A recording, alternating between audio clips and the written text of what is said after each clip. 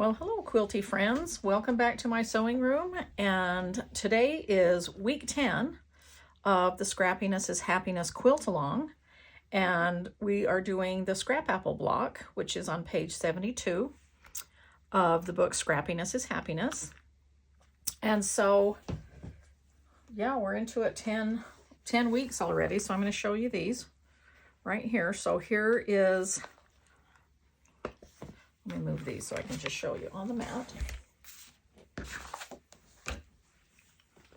Here's the Buzzy Bee block that we did for week 1.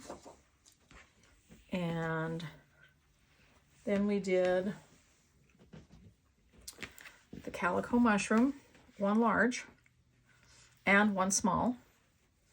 So here's the picture of the sampler quilt if you are just joining us, which is totally fine. You can jump right in on the middle and catch up from the beginning if you'd like. But we're making typically 1 block of the 32 blocks. But when I say typically, like we're doing 2 of the mushrooms, 1 large and 1 small. I think that might be the only one we're doing 2 blocks. Oh, we're doing 2 butterflies when we get to that week. And so I have just been going through each week and giving you, doing the tutorials that I hadn't done yet. Oh, the one block I don't have to show you is the Chex Mix block. And we have done that as part as week 3. And I sewed my blocks into a pillow, and I had already done that for the book, and for the during my Sew Your Stash series, I had already done that tutorial. This is the crisscross star block that we did for week 4, and I had already done that tutorial too. And of course, I always am leaving the links to those tutorials so that you can see the ones that I had already done in the past before the book was published, getting ready for the book, and the new ones that I'm doing now. So that is that one. This is the Happy Trails block right here that I did a tutorial for. Then we did, there's 2 Lincoln log blocks. In the sampler quilt, we've specified like the second one, or you can do the first one or the second one. And here's the difference. So you can see this one right here is bordered with the smaller strips, and then the larger strips with the square in the center. This one has the square in the center, then the smaller, and then the larger, and then the smaller. But really, you can do whichever one you want in the book because they both finish at 12 inches. They both finish at the same size. And then we've got the plaid block that I had already done a tutorial on. And so there's 1 of that in the sampler quilt.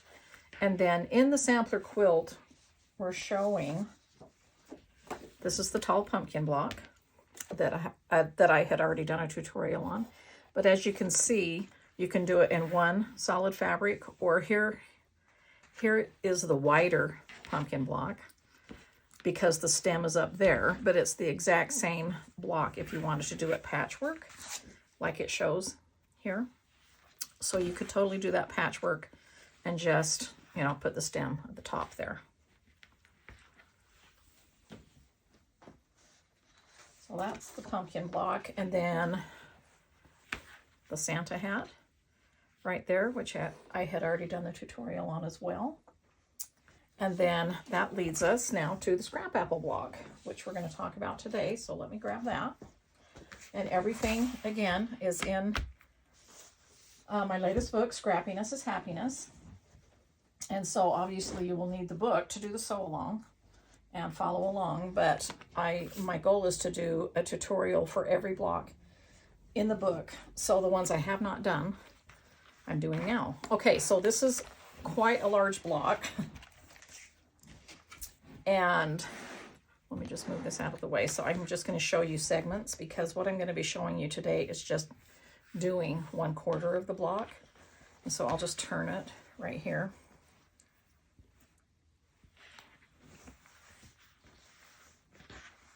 So each segment finishes at 12 inches. in the quilt. So obviously this large block right here is 24 inches. And so I called this the scrap apple block because if you guys are seasoned quilters or know anything about quilts, you know that this is reminiscent of the pineapple quilt pattern that is pretty difficult to make without paper piecing, or you normally would need to cut templates like these sizes all on the bias, and that's pretty hard to do. And so that's why I named this the scrap apple, kind of after the pineapple, and just using a lot of scraps. And instead of one entire block looking like this, which would have been a solid square, and then all these pieces coming out, I did it in quarters like this, and then added easy corner triangles. Okay, so let's talk about the cutting for that. Hang on, let me get these things out of the way. So on page, let's see, on page 72 of the book, it's going to be showing you here, you know, the cutting. It's giving you the numbers for all of the blocks, but I'm just going to, like I said, just cut one segment here. And I tell you in here that I use my 2.5 inch baskets right here in my little scrap recipe. My 2.5 inch baskets for the backgrounds. And then I use my 5 inch baskets for these smaller squares, and then I use my 7 inch strip baskets for these larger squares here. And then there is the largest square that is 7.5, which is larger than my 7 inch strip basket. So here's just one of my baskets of my 7 inch strips that I cut these two out of. And then when I go to cut my 4.5 inch squares here, these two smaller squares, this is just my 5 inch square baskets that I have, this bin right here. And so I just pulled these two squares from my 5 inch and trimmed them down to 4.5 inches. Okay. And I got both of these containers at Target years ago, but I don't think they have these anymore, but they do have the white Y-weave baskets still. Whoops, sorry, I didn't mean to bump the camera there. Okay, back to what I was talking about. For the largest square, I'm going to unstack these this way so you can kind of see the strips that I already cut. And so, of course, all the measurements are in the book, and this is just from my Scrappy Backgrounds basket, and I just grabbed those and cut those real quick. And again, I love how all of those look together, all just different colors, prints, textures, all of that. So I need one last square that is 7.5 inches, but I grabbed this 10 inch square from Prairie because I'm working with these layer cakes, and when I need a square that is bigger than 7 inches, which isn't very often, but when I do, then I'll usually go to my leftover 10 inch stackers or go into my fat quarters and, you know, just cut from there. But I wanted to show you that it's pretty easy to just lay this on here and how I cut leftovers even out of this. So I like to cut these little pinked edges off, or these little zigzag edges, whatever you want to call them. So I'm just laying this ruler down here on the 7.5 inch line so that those are cut off. Then I just make sure it's straight on a straight line down here so that I can cut that part off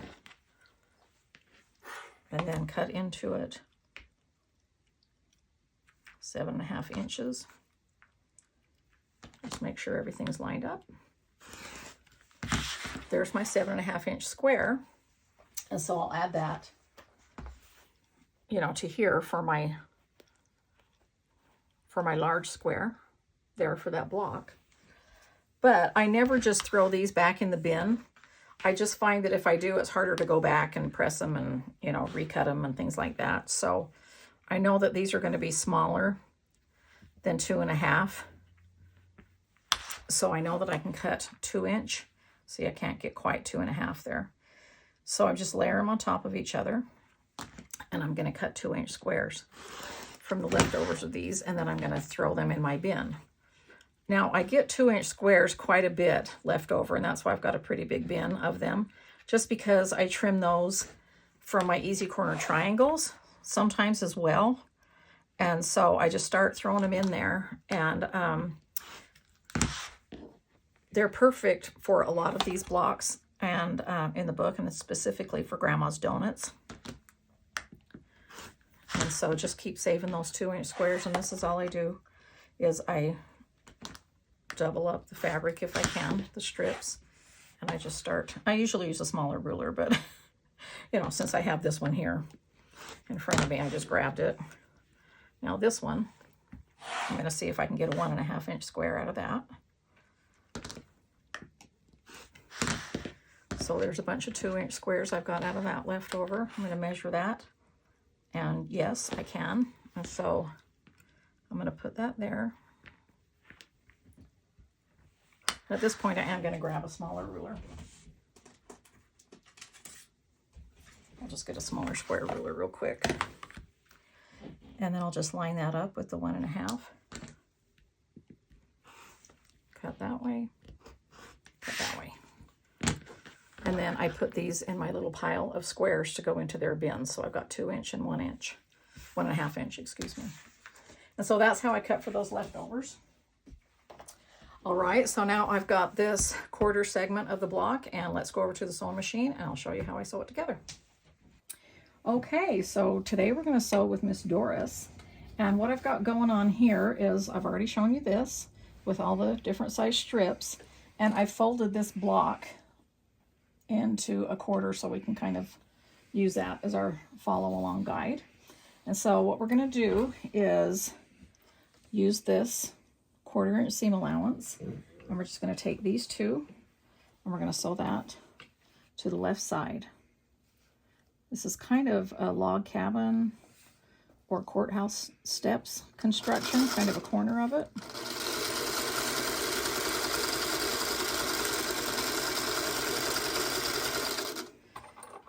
I've got my scrap of fabric I'm going to use in between.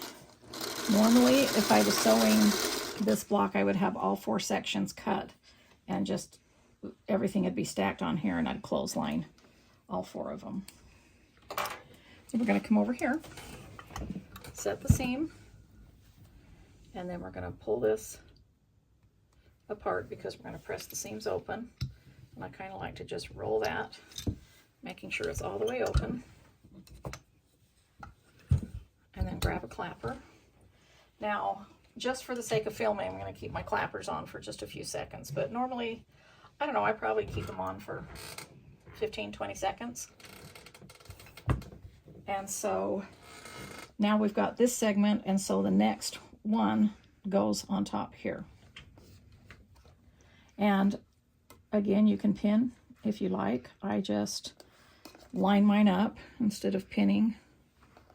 I line mine up there in the beginning, start sewing, and then line it up at the end and kind of pull and stretch if I need to a little bit.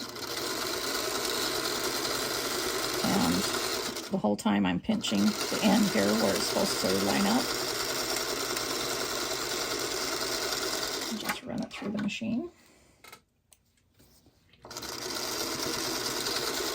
Let Miss Doris do her job. So this is just a lot of the same repetitive, you know, steps in the sewing, just adding sides and tops. But because of the pineapple, instead of log cabin kind of thing, we're going to add an easy corner triangle in the corner. Okay, so while that's cooling for a minute, the next thing we're going to do is add, so we've sewn this right here, but we need to add this. Now, I've went ahead and drawn, so I have this right here, all 4 sizes that I need. Of course, the 5th square remains a square. And so I went ahead and drawn right there from corner to corner on all of them, and then I'll just turn it however I need to when it comes time to sew. Normally I use this center line for my easy corner triangles, but these were got to be larger squares up here, which would be, you know, clear out to here. And so that's why I just, on these larger squares, I just draw a line. And so now I know that this is the next size square because I've got it in order. Plus, obviously, I can use my lettered stickers that I've shown you before. But since it's all pretty self-explanatory once it's laid out, some blocks I just don't feel like I need to number. Okay, so, or letter, excuse me. So you just hold it that way. That's what you're going to do. And so this square, you're going to do the marked line there, and you're going to sew right across there. So what you're going to do is line this up in the corner, and then because these are such large easy corner triangles, after I get it lined up, I'll usually just grab like one pin and just pin it into place so that I know it's not going to slip out. And then I'm just going to simply sew directly on that line.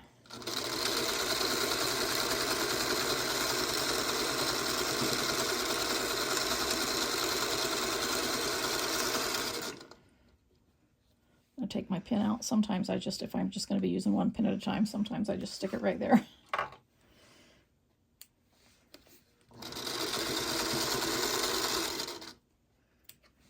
Then, before I trim any easy corner triangles, I always open it up, make sure everything looks good, the direction it's supposed to be. That looks great to me. See, by the time I open that up, that's going to be right on that corner. And so I just trim this by an approximate 1/4 inch. It doesn't need to be exact. You can use your ruler. I just like to use these scissors. And then I save these. I can cut a square from that, probably a 2-inch square. And here, let me grab my ruler and just to show you. But I'll just throw these kind of in the corner there on the edge of the table, and just we'll trim them all at the end. But I know that I can get a 2-inch square out of 4.5 inch. So see, I'll just trim that up, and these 2-inch squares will go in my 2-inch square bin, and so that I can use it again. Sometimes in the past I have just sewn the 2 triangles together to make half square triangles, but I've made so many quilts that way that I just have found that I use the squares more. So of course you can just do half square triangles if you want, but I'm just explaining why I, you know, trim them into squares. I find it much more usable. Okay, so I'm setting the seams, and then I want to make sure that it's open, because all the way like this, because I'm going to press these open. If this was just, okay, how am I going to explain this? If this was a block that was on its own like this, I would just press towards the triangles. But because look at all of these that we have to sew to 4/4, this is going to get really, the seams are going to get really stacky, all going in the same direction. So that's why I like to press open. And I'll show you this block. Cass, try to remind me if I forget at the end. I'll unfold this block and show you at the very end what it looks like on the back with the seams open. And it's so much nicer, you know, when you go to sew those 4 segments together. And of course that choice is up to you, but that's what I like to do, and that's why. And so let me just, I can feel it warm there, so I know it took out some of that heat. So that's lying flatter. So there we go, right here. And then what we're going to do is add, I think I've moved these over the wrong direction because we're always going to add to the left here. So you always know which one you need to add next because it measures the correct length or height, whatever you want to say. So I just line those up there. And use a 1/4 inch seam.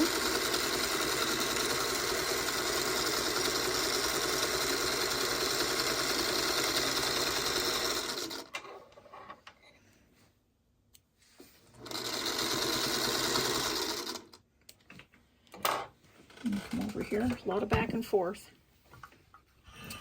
And even though we have a tendency with this type of block to want to press towards the outside strip that you just added. These, again, I'm going to press open. Okay, so we're just going to let that sit there for a minute. And this is the quilter's clapper. There's a larger size as well for when I have longer seams, and these are by Riley Blake, and I love these. And the wood absorbs the heat quickly from the block, and so it lies flat.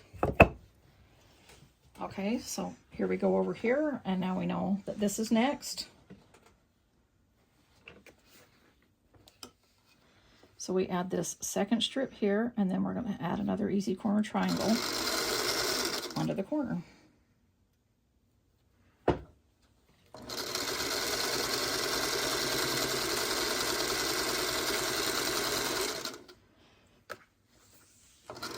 Just making sure those seams remain open as I'm sewing.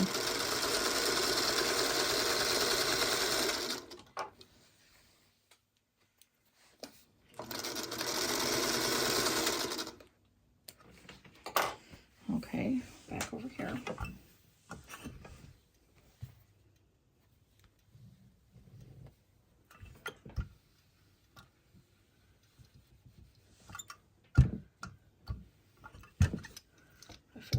I really like to use this roller for on the seams just to make sure. Sometimes I'll just put one this way, that way, and let that go flat there for just a few seconds. And then we've got this here, and now the next one I'm going to add goes this direction, all the same direction. So I'm just going to line that up, add my pin again, and whenever I start, I'm going to make sure that that is right aligned on that edge there and hold it so that I start sewing there. And that's pinned that way.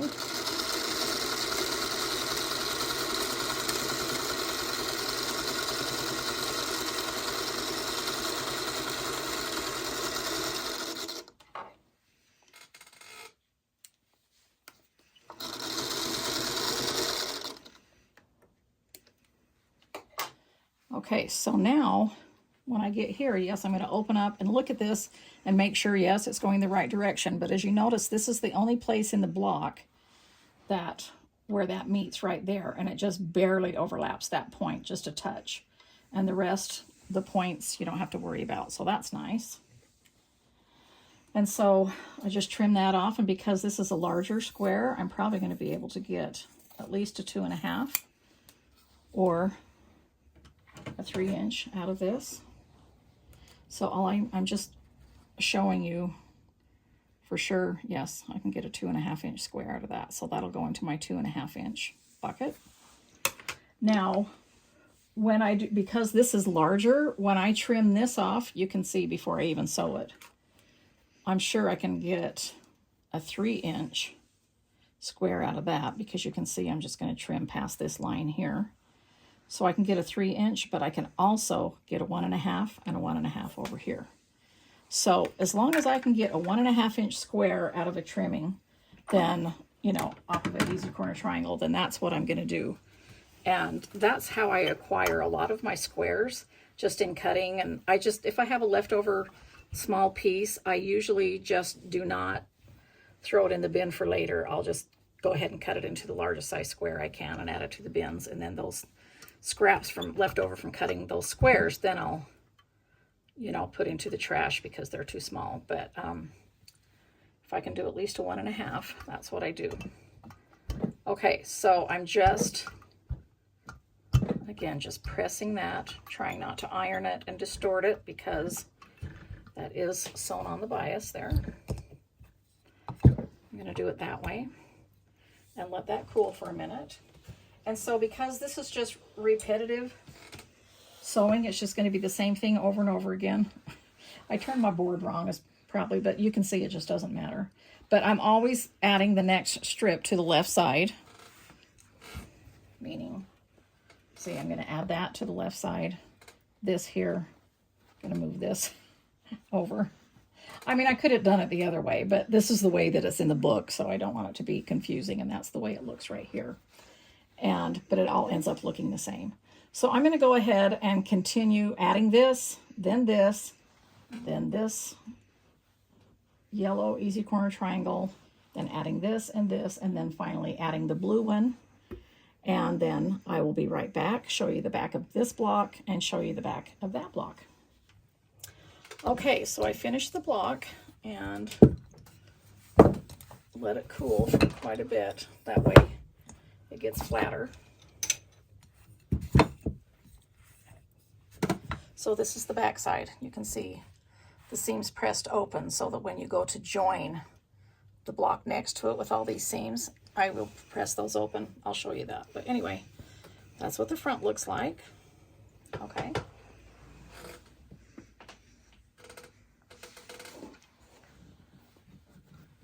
So you can see, you know, that's what that would look like joined together.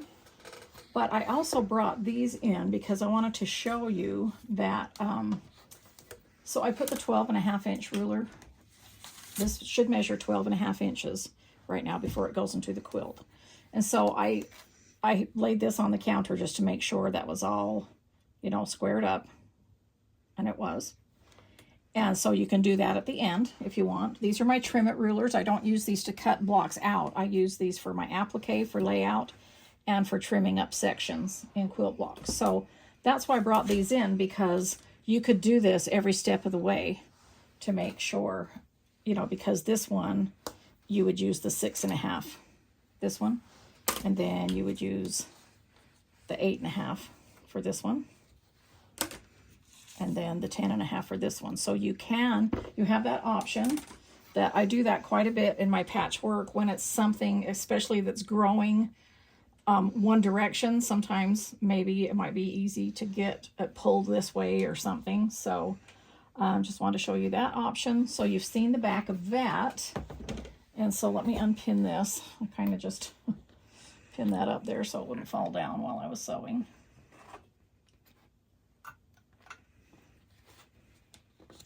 One last pin. And so I'll unfold this again. See from the front. That's what that's going to look like. And I love how, you know, the 4 different colors meet there and how just everything meets like that. All of the backgrounds look so fun. And then this is what the back looks like. So see what I mean? How that just makes it so much easier to line up those seams. And I've showed you before here that you can use my double pins here. When you're lining up seams like this, you can pin those when you go to sew those together. Sorry, my head keeps getting away on the camera. But anyway, I just want to give you, even though that's big, kind of a bigger glimpse of that. What those 4 corners look like. And I really love this block. Let me see if I can at least get it on a little bit of a, this is the large design board, so, and it's 18 inches and this block is 24, so it's not going to fit the whole thing, but at least it's sort of going to have it lie flat so I can chat about it for a minute.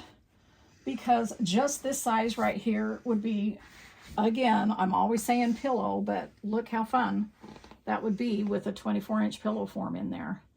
And makes a cute scrappy pillow.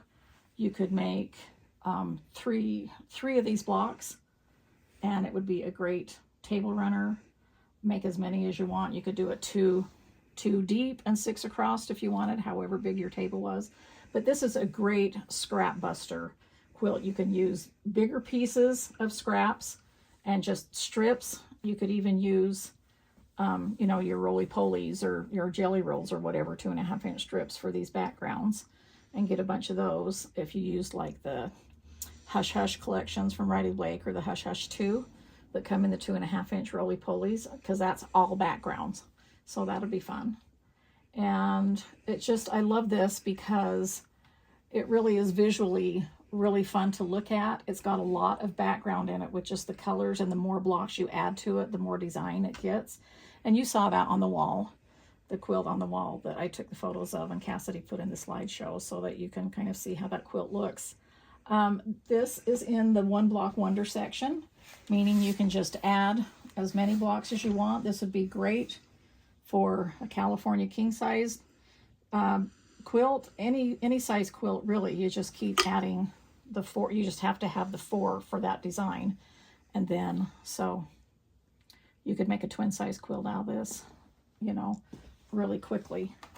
And so let's talk about the book here and the next upcoming blocks. So Cash, do you want to get a little shot down here?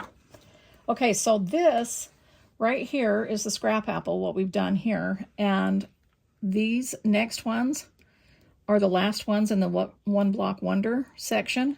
And I've already done a tutorial for all of these in the Sew Your Stash series that I did. And so I will leave a link for those in this video so that you can, you know, in the description of this video, so you can link to each one of those and watch those during those weeks that I've already done that. And then the next tutorial I'll be doing is in February, I think, is when I looked at the list.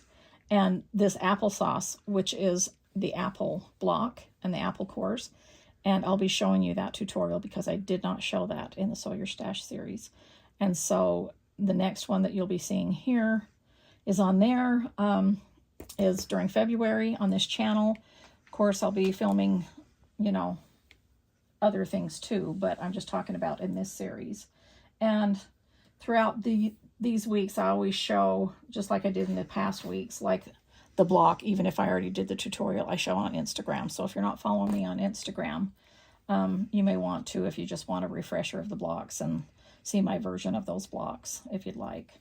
So that is week 10, and that was really fun. I hope you enjoyed that. This was really super fun, easy tutorial. I love to build these kind of blocks because that's kind of what it feels like. I remember when we first got married, when I was quilting, my husband used to come in and say, "What are you building?" when I was sewing. And I always used to think that was so funny, but this block actually feels like you're building something because it's just, you know, building those corners. And that's a fun way to construct blocks. And so hope you're having a good time with this quilt along, and hope you're enjoying my channel. I love inviting you here into my sewing room and chatting with you while we sew. And I'm going to continue to do so as long as you continue to keep watching. And so I'll chat with you later.